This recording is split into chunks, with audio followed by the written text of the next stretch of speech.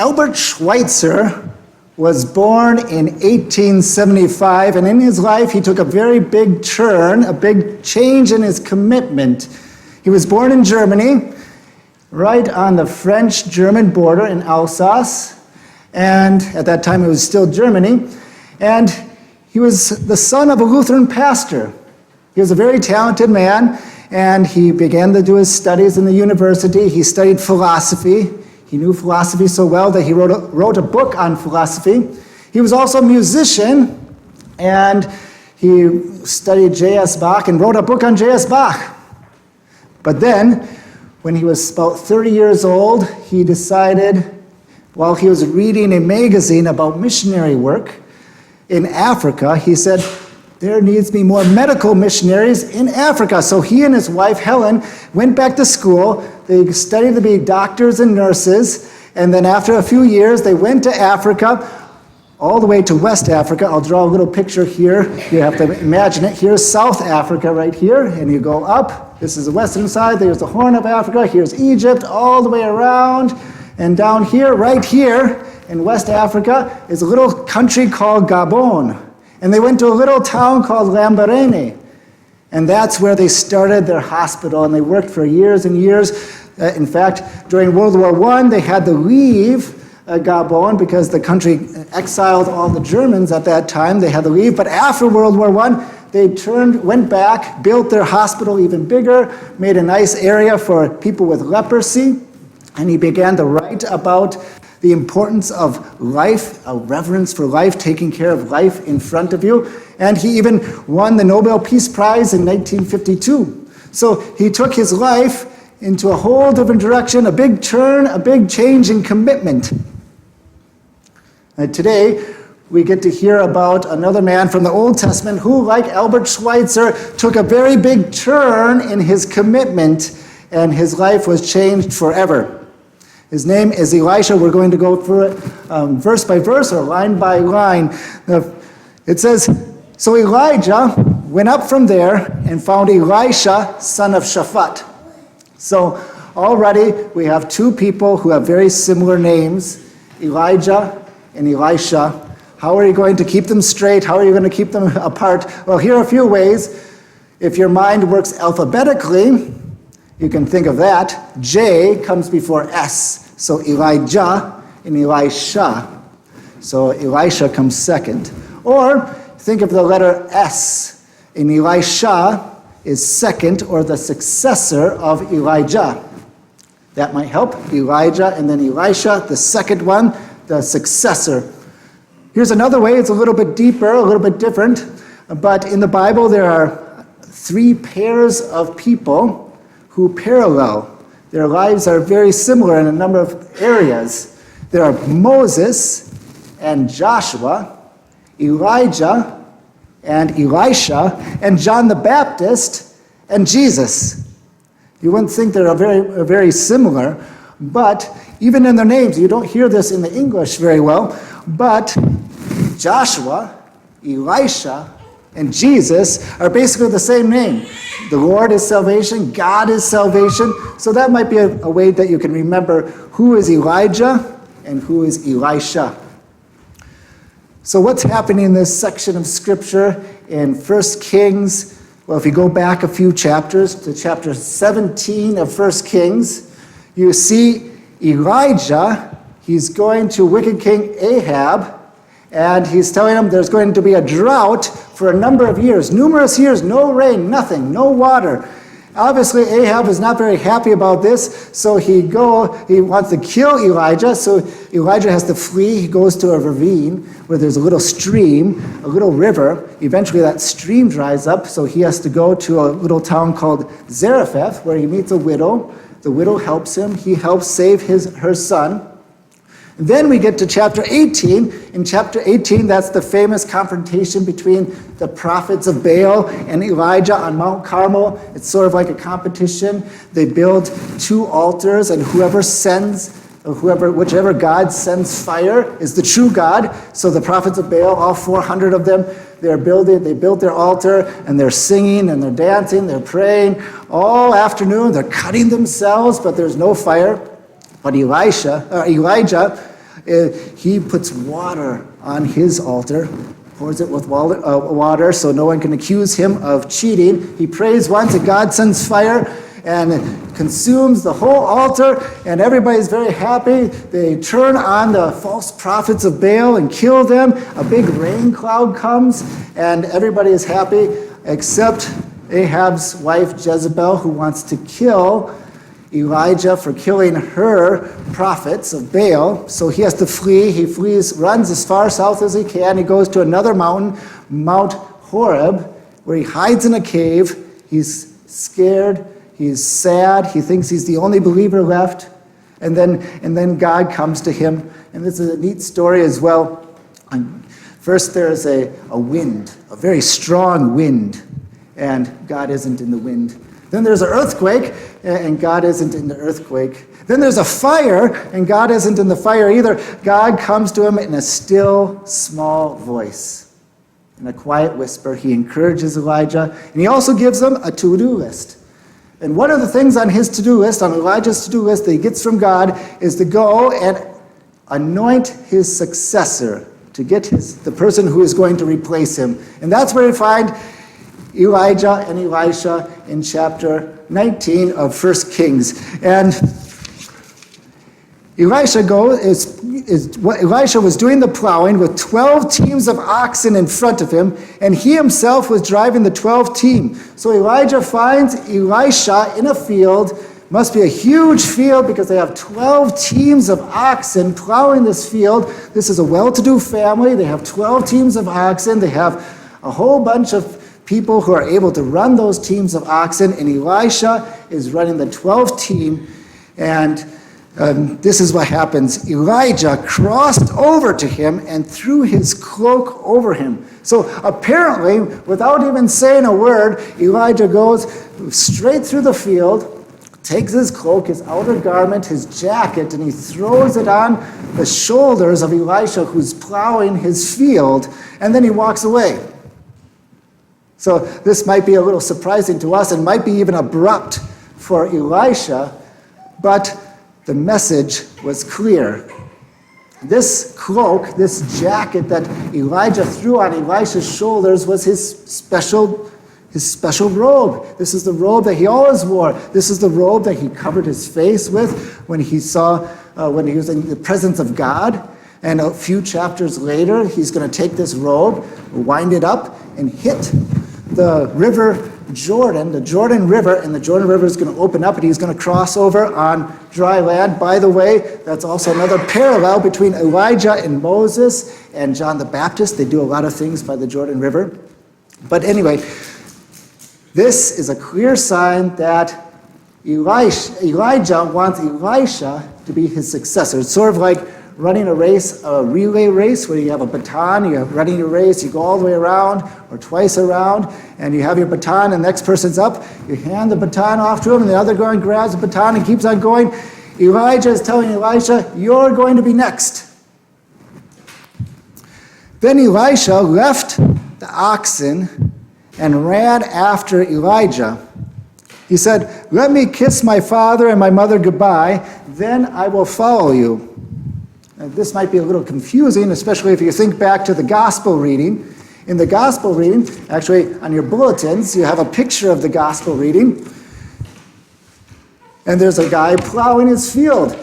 And this is talking about a guy that wanted to follow Jesus. And he says, I want to follow you, Jesus, but please let me go and say goodbye to my people, my family at home. And Jesus has some sharp words for him. Jesus says, whoever puts his hand to the plow and looks back is not worthy of me.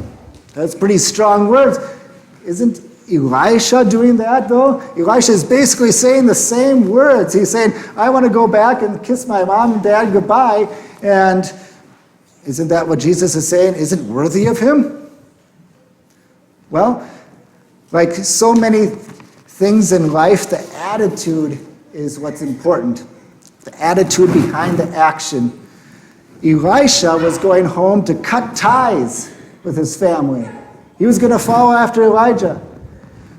The man in the gospel reading was delaying. He was delaying following Jesus. He He wanted to wait a little bit longer. It's the same action, but a different attitude behind the action.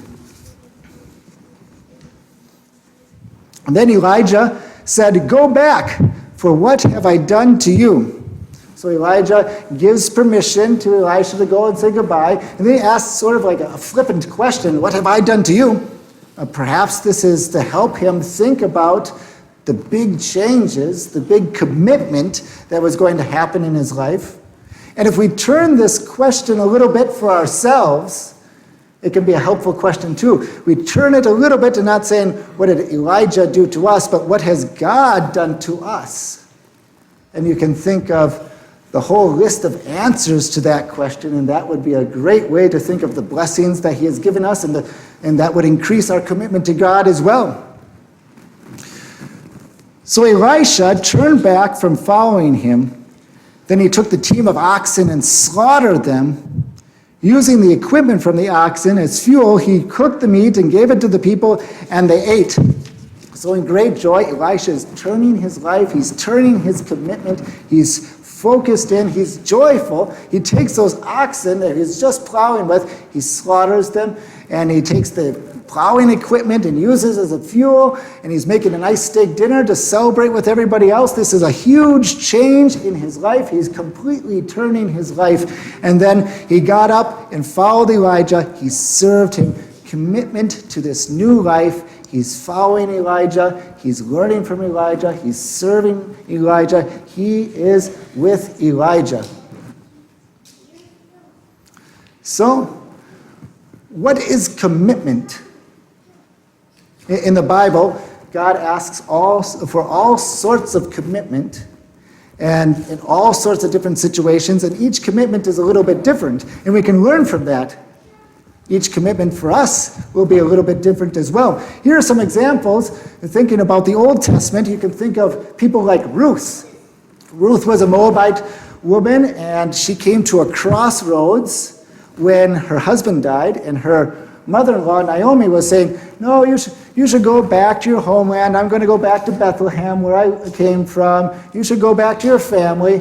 And Ruth gives a beautiful declaration of her commitment. She says, "Where you go, I will go. Where you stay, I will stay.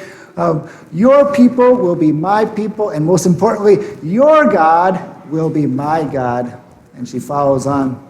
I think in the New Testament, you can think of the disciples that Jesus called, Peter, Andrew, James, and John, for example, the first disciples. And Jesus found them at the shore of their lake. They were fishing, they were cleaning their nets. And Jesus says, "I'm going to make you fishers of men." And so that would be not a partial commitment on their part. This is a huge change. They have to leave their business, they have to leave their homeland, they have to leave their lake, they have to leave their families, or at least completely turn on its head the expectations of their family. And they followed Jesus through all the misunderstanding and the hardship and the persecution and even death. Huge commitment. And going back to the Old Testament, we can think of men like Abraham. Abraham, when he was 75 years old, think of that, 75 years old, he was living a good life. 75 years old, God comes to him and says, "I want you to leave your homeland, leave your family, go to a place, I'll show you it later on." He didn't even know where he was going, and yet he goes. He has that promise of God. And then later on, he was asked to sacrifice his son, be willing to sacrifice his son Isaac, and he was willing to obey that. He showed great commitment. You don't even have to think of individual people, single people. You can think of groups of people as well. Shadrach, Meshach, and Abednego, they were going to be thrown into the fiery furnace because they wouldn't obey the rule of the king. The king wanted to bow down to a false god, actually a statue of himself. And they said, even if you throw us in there, the God whom we serve is able to save us, but even if he decides not to, we're not going to worship anybody else. And God saved them in the fiery furnace. And one more, Esther. Esther was a Jewish queen in Persia, and she saved her people when she could have been silent and safe. She could have zipped her lip and said, "Nope, I'm not saying anything." But she said, "If I perish, I will perish." And she went before the king uninvited, which was a crime punishable by death. And God, through her, saved her people. So, what is God asking you to commit to today? What is God asking you to stand up for, to risk, to trust in Him, to stand firm in your faith? What are the obstacles that get in the way of your commitment? Perhaps it's a comfortable life. Elisha came from a well-to-do family. They had just gotten through a big drought, no rain for 3 years, and they were still doing well as a farming family. He could have just kept on doing what he was doing, and it seemed to be going all right for him. That comfort of that life could have pulled at Elisha and his commitment. Maybe it's our relationships. Elisha had to leave his father and his mother and follow Elijah. That might not be the same commitment God is asking for you. In fact, we have the fourth commandment, honor your father and your mother. Sometimes the biggest way that we can show our commitment to God is by caring for our family. But when our love for our family grows so big that it's bigger than our love for God, that's where it becomes an obstacle. That's where it becomes a sin. Maybe it's your sinful nature. Now, that doesn't seem to be the case for Elisha. Elijah did not have to come and call Elisha out of a sinful life to be a prophet. He didn't have to go find him in a crooked business, stealing and cheating other people and call him out of that. But you know your sinful nature. You know how your sinful nature pulls on you and distracts you. So how do we keep that commitment? Our commitment falters so much. We're oftentimes not like Elisha, this big example for us. Wow, he's too big for us. He dropped everything. He was in the middle of the field. He dropped everything. He ran after Elijah. Then he said goodbye to everybody. And then he burned his equipment and slaughtered his animals. And he followed Elijah in great joy. We're not like that. Our commitment goes like this, up and down and up and down. What do we do? How do we get that? And remember Jesus. Remember Jesus who, with great commitment and great resolution, marched towards Jerusalem for you. Remember Jesus who, with great commitment and great resolution, was beaten and mocked and whipped for you. Remember Jesus who, with great commitment and great joy, allowed himself to be nailed to the cross for you. Remember Jesus who took that eternal punishment for you. And you can ask yourself the same question that we turned a little bit earlier. What has God done for you? Not in a guilt trip way. We don't need any more guilt trips in our life. But in a way that opens our eyes to the loving commitment God has for us. And then that will fill us up. Amen.